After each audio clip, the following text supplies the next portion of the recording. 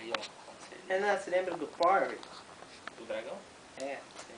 Mas quando ele Só não ainda encostar era aqui um agora, hein, dragão. mas vou passar ali. Cuidado. Cadê? Não era assim. Jogo de pitoco na casa do Luan. Acho que era. Perdeu! Você é o Brasil. vermelho.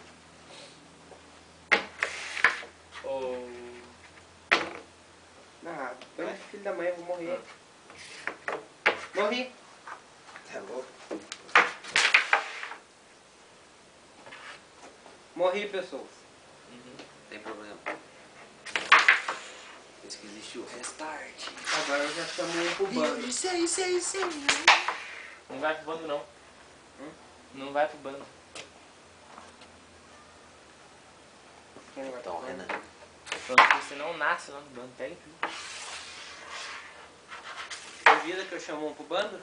Ah, tem que você tá falando lá no ninho. Sei.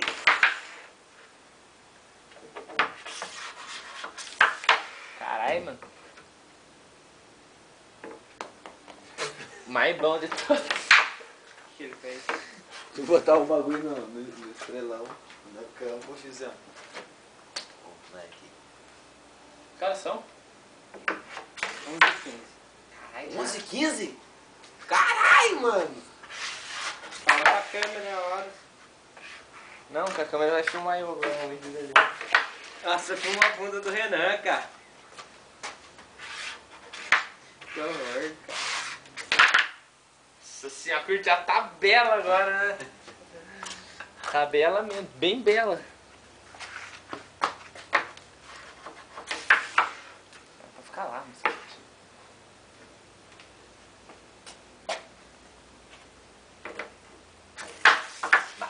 Puta. Mata isso aí, por favor.